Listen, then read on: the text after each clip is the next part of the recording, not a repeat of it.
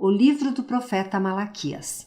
Ele viveu cerca de 100 anos após o retorno dos israelitas do exílio na Babilônia, e sua mensagem era direcionada ao povo que estava vivendo em Jerusalém há algum tempo. O templo já havia sido reconstruído, mas as coisas não estavam indo bem. Lembre-se das histórias em Esdras e Neemias. Quando os israelitas retornaram do exílio, suas esperanças estavam bem altas. Eles iriam retornar e reconstruir suas vidas, o templo, todas as grandes promessas dos profetas se concretizariam, o Messias iria vir e estabelecer o reino de Deus sobre um Israel unificado e sobre todas as nações, e iria trazer justiça e paz para todos. Mas não é isso que acontece. Os israelitas que repovoaram a cidade provaram ser tão infiéis a Deus quanto seus ancestrais, o que resultou em pobreza e injustiça. Então, em Malaquias, nós descobrimos como essa geração se tornou corrupta. O livro é estruturado com uma série de debates. A maioria das sessões começa com Deus dizendo alguma coisa, uma reivindicação ou acusação, e então Israel vai discordar ou questionar a declaração de Deus. E, por fim, Deus vai responder e oferecer a última palavra. Isso acontece 6 vezes. Nas primeiras 3 discussões, Deus expõe a corrupção de Israel, e nas 3 últimas discussões, Deus confronta essa corrupção. E a impressão geral que você tira dessas discussões é que o exílio não mudou nada no povo. Os seus corações estão mais duros do que nunca. A primeira discussão começa quando Deus diz que ainda ama seu povo da aliança, apesar das suas falhas, e Israel contesta rudemente e diz: "Como você nos mostrou qualquer amor?" E Deus os lembra de como graciosamente escolheu a família de Jacó, seu ancestral, para transmitir as promessas da aliança de Deus, ao invés de Esaú, seu irmão, e da família que veio dele, que eventualmente chegou à ruína. Lembre-se das histórias de Gênesis e do livro de Obadias. E bem nessa primeira disputa, Israel aparece bem desconfiado, duvidando do amor e da fidelidade de Deus. A segunda discussão expõe um problema com o segundo templo de Israel. Deus acusa o povo de desprezar e contaminar o templo, e o povo contra-ataca. Como nós desprezamos você? E então Deus responde focando no povo, como eles vergonhosamente trazem ofertas falhas de animais doentes e desonrosos, que mostram que eles não valorizam e honram o seu Deus. Mas não é só o povo, são os sacerdotes também que comandam o templo. Eles não apenas toleram, mas participam dessas formas corrompidas de adoração. Do início ao fim, o povo de Deus provou ser infiel.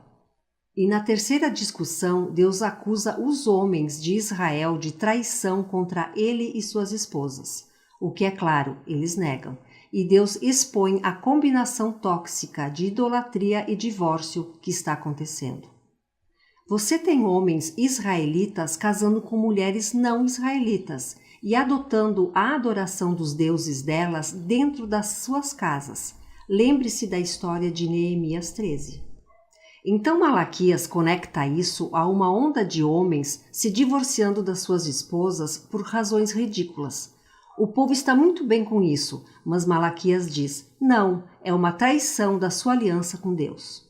E Malaquias vai para a segunda sessão de discussões que confrontam a rebelião de Israel. A quarta discussão começa com os israelitas acusando a Deus de negligência. Eles dizem: aonde está o Deus da justiça? Eles veem injustiça e corrupção e Deus parece não fazer nada. E Deus responde dizendo que vai enviar um mensageiro para preparar o povo para o retorno pessoal de Deus no dia do Senhor. Ele virá como fogo para purificar o seu povo e remover a idolatria, a imoralidade sexual e a injustiça, e apenas o remanescente fiel será deixado para se tornar seu povo.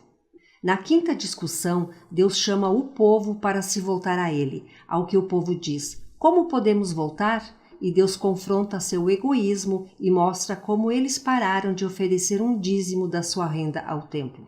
Essa palavra dízimo significa 1/10. É a quantidade da renda e produção que os israelitas deveriam doar anualmente para sustentar o templo e os sacerdotes. Essa prática é explicada em diferentes partes do Pentateuco. E agora nós sabemos através de Malaquias e do livro de Neemias que o povo está negligenciando essa responsabilidade e o templo está sendo degradado.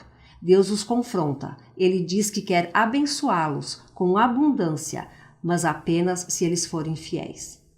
Na última discussão, o povo acusa a Deus e diz que não tem sentido seguir a Ele. Eles olham para pessoas imorais e orgulhosas tendo sucesso na vida e Deus não faz nada. Deus responde, e pela primeira vez o livro não usa um discurso, mas uma pequena história sobre o remanescente fiel de Israel, pessoas que temem ao Senhor e amam se encontrar para falar sobre como honrar e servir a Deus. E Deus ordena que um pergaminho de recordações seja escrito para essas pessoas, para que eles possam ler o pergaminho e lembrar do caráter e das promessas de Deus. Malaquias está refletindo aqui sobre o presente divino das Escrituras, como elas nos apontam o passado para lembrar o que Deus já fez, com o objetivo de inspirar a fidelidade e esperança no futuro. O que nos leva à conclusão do livro. Ela destaca e desenvolve a imagem do quarto discurso sobre o futuro dia do Senhor, mas ela vai mais fundo. Deus diz que designou um dia de julgamento purificador, que vai consumir os perversos do meio do seu povo.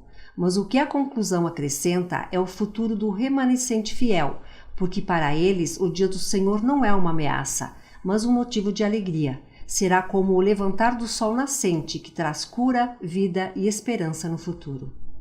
E aqui as discussões de Malaquias chegam ao fim, mas ainda há um pouquinho para ver no livro. Os últimos 3 versos não fazem parte das discussões e, na verdade, funcionam como um apêndice de conclusão, concluindo não apenas Malaquias, mas toda a coleção do Pentateuco e dos profetas. Primeiro, o leitor é chamado a lembrar da lei da Torá do meu servo Moisés. Isso remete à história e às leis da aliança que você encontra nos primeiros 5 livros da Bíblia. E então ouvimos um resumo dos livros dos profetas. Eu enviarei o profeta Elias antes do dia do Senhor. Ele vai restaurar os corações do povo de Deus. Essa conclusão resume o Pentateuco e os profetas, como uma história unificada que aponta para o futuro. Israel foi redimido por Deus e depois o traiu com rebelião e corações duros, quebrando as leis da Torá. Mas as Escrituras antecipam um dia futuro, quando Deus vai enviar um novo profeta, um Moisés, um novo Elias, que vai restaurar o povo de Deus e curar seus corações duros. Lembre-se de todas as promessas em Deuteronômio, Jeremias e Ezequiel. Esse apêndice de conclusão apresenta as Escrituras como um presente divino para ler, ponderar e orar a respeito. Elas falam a verdade sobre a condição humana, sobre o nosso egoísmo e pecado, mas elas também anunciam a promessa de Deus de que um dia Ele vai enviar um mensageiro e então aparecer pessoalmente para confrontar a maldade, restaurar o seu povo e trazer a sua justiça que cura. E é dessa esperança futura que Malaquias, a Torá e todos os profetas tratam.